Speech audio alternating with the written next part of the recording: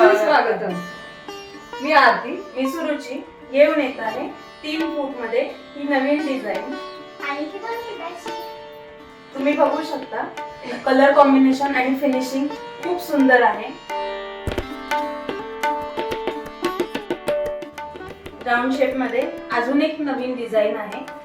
ही पण आहे 3 फुटाची रांगोळी. आणि हो ही 2 फुटाची.